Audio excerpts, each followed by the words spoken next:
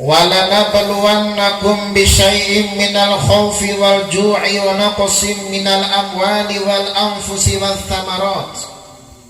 Sungguh pasti kami akan menguji kalian semuanya dengan rasa takut, dengan gelisah, dengan rasa berbagai macam gelombang yang ada di dalam dirinya. Ada rasa lapar, takut tidak bisa makan, takut tidak bisa minum. Ada kekurangan harta, ada meninggalnya orang, bahkan ada kekurangan buah-buahan. Wa basyiri sabirin, dan berikan kabar gembira kepada orang-orang yang sabar. Coba kita ngaji. Walanabluwannakum, dasar kalimatnya wanabalukum, ditambah oleh Allah Subhanahu wa ta'ala ada lam taukid, ada nun taukid. Mana kalimatnya? Walanabluwannakum, ada lam taukid, ada nun taukid. Masuk ke dalam kalimat ini Allah menegaskan kepada kita kalau Allah Subhanahu wa ta'ala benar-benar akan menguji kalian semuanya.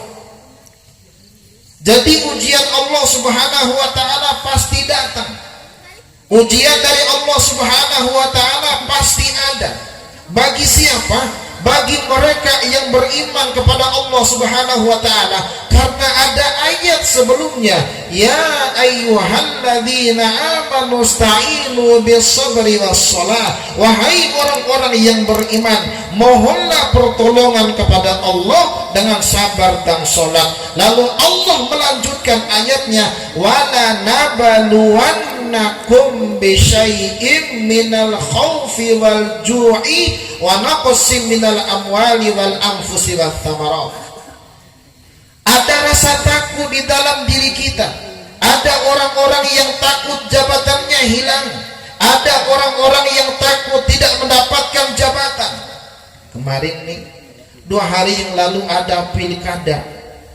Masya Allah, mereka menghabiskan uangnya untuk mengiklankan dirinya.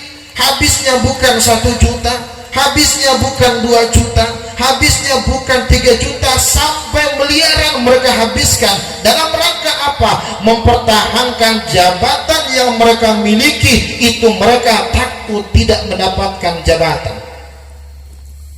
Ada orang yang takut tidak bisa makan, ada orang yang takut tidak bisa minum. Mana buktinya? Mereka pergi pagi pulang sore, mereka mencari harta. Saking takutnya mereka tidak bisa mendapatkan harta, mereka sampai korupsi. Bahkan kemarin ada yang korupsi lobster, bahkan ada yang korupsi di bagian COVID-nya, saudara-saudara. Ini mereka takut. Ini telah disampaikan oleh Allah Subhanahu wa ta'ala dalam Al-Quran. Sungguh ujian itu pasti adanya.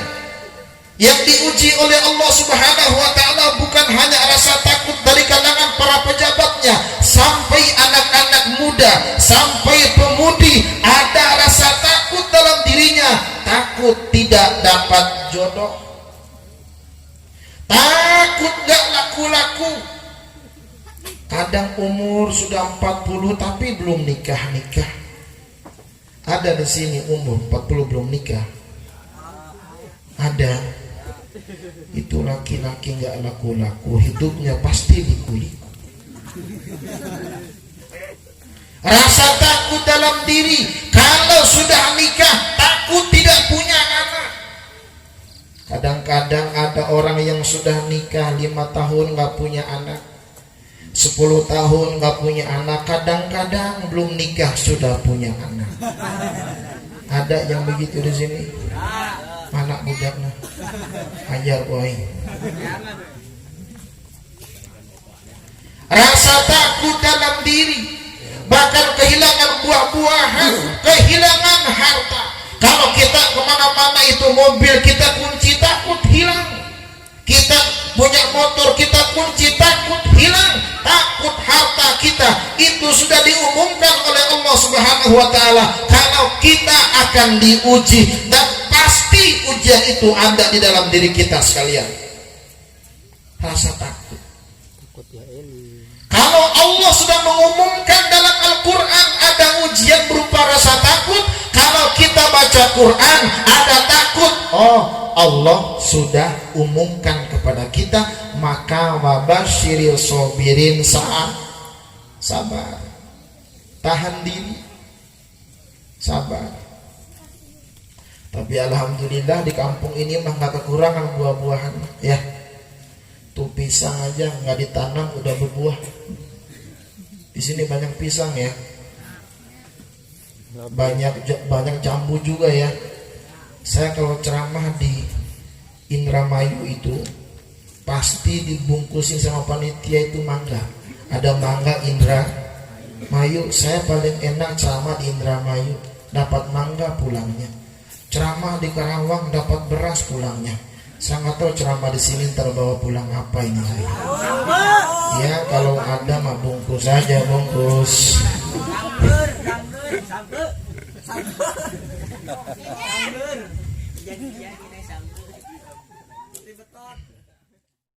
Rasulullah Sallallahu Alaihi Wasallam merupakan orang yang paling sabar dalam hidupnya. Rasulullah Sallallahu Alaihi Wasallam orang yang sabar dalam dakwahnya, sabar dalam membina umatnya, sabar dalam mengurusi jemaah dan para sahabatnya.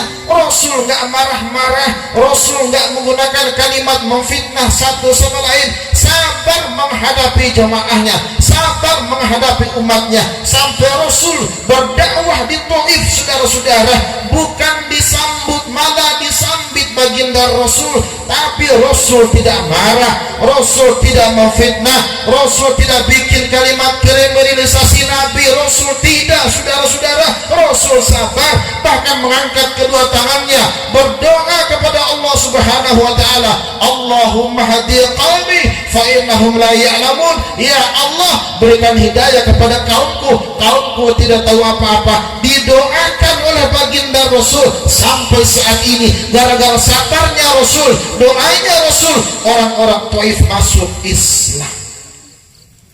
Coba kalau Rasul ikut membalas, mana yang beriman? Rasul dakwah bukan disambut malah disambit.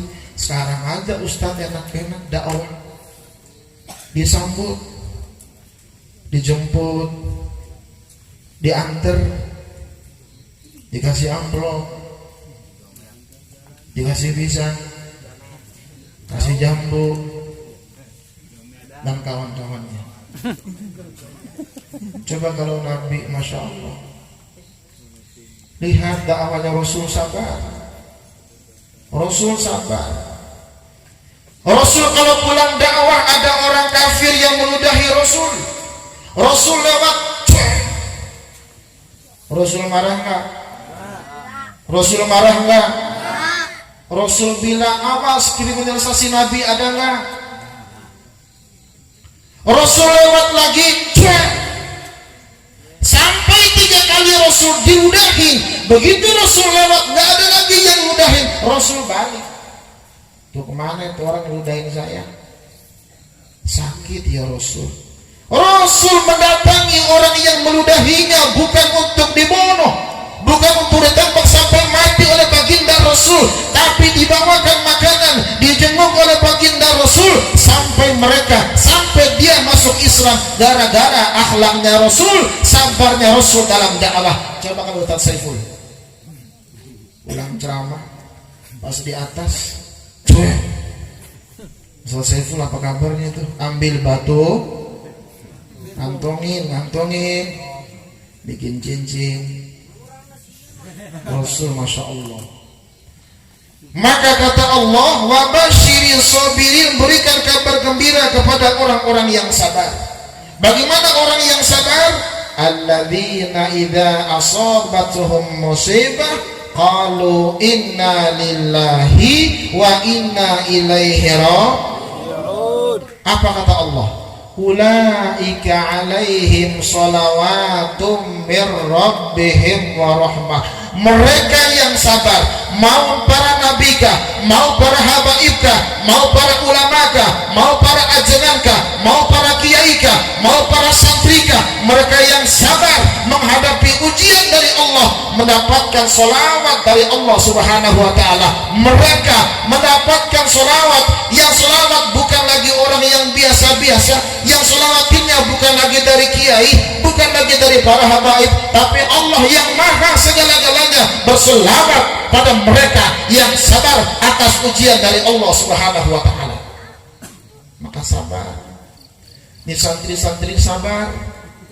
Sabar dimarahin sama Ustaz Saiful, sabar. Jangan ngelawan. Kalau dihukum sabar. Diinjak-injak injak lagi.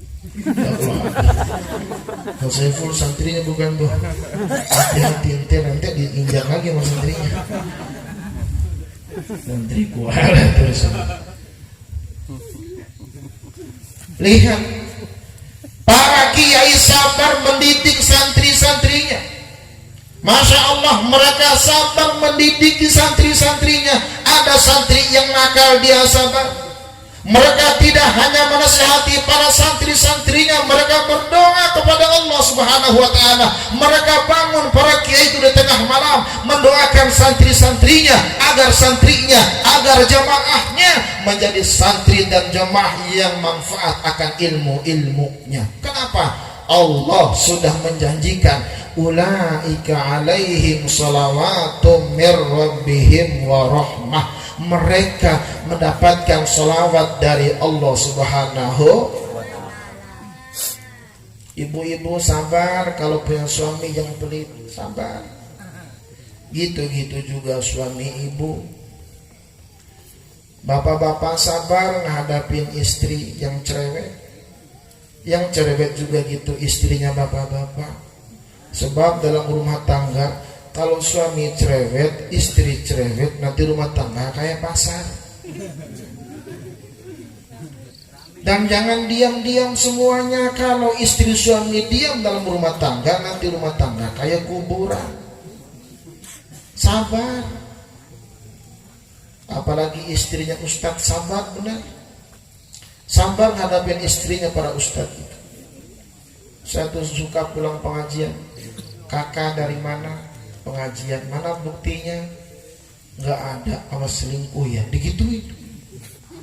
Coba kalau saya bawa pisang, bawa jambu, bawa besek, kakak dari mana? Pengajian, mana buktinya? Nih, aman. Pokoknya kalau malam hari ini pulang istri saya marah-marah, Ustaz Saiful hati-hati.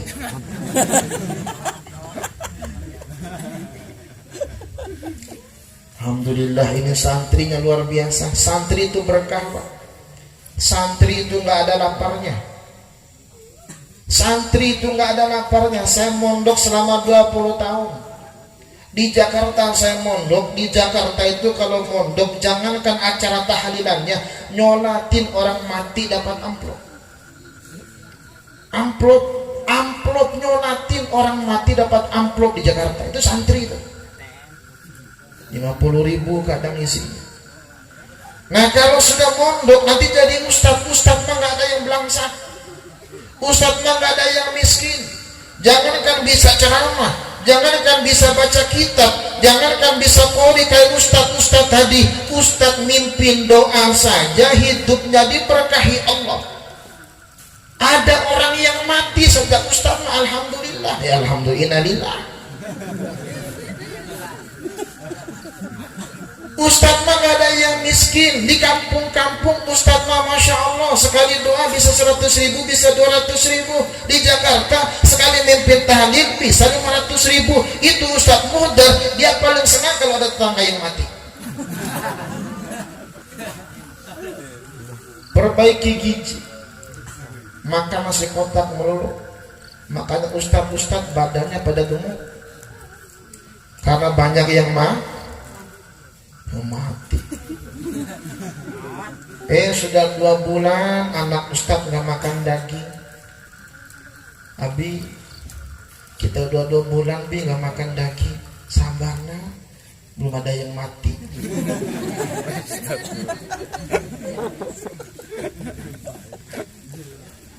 Akhirnya si Ustadz duduk di pojokan musola, ya Allah kok nggak ada yang mati.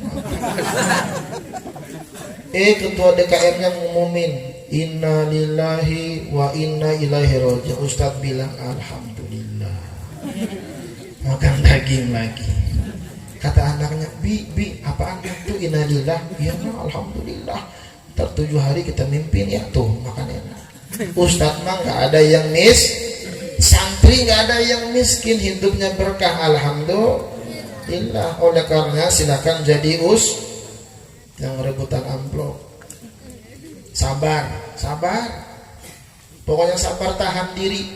Saat ini banyak gejolak di sana sini, ada kepentingan politiknya, ada kepentingan ormasnya, ada kepentingan kelompok, maka kita harus tahan diri, harus sabar, jangan gampang terprovokasi, jangan gampang mendengarkan isu-isu yang membuat kita jatuh dalam kehinaan. Sebab orang yang sabar, yang memahami kondisi hidupnya dijamin oleh Allah mendapatkan sholawat, ulaika alaihim sholawatun mir rabbihim wa rahmah. Allah yang berselawat kepada mereka. Itu satu. Apaan yang pertama? Yang pertama, Allah berselawat kepada orang-orang yang sah. Apaan yang pertama? Anda dapat hadiah nih. Karena nggak ada yang jawab, hadiahnya nggak jadi saya kasih.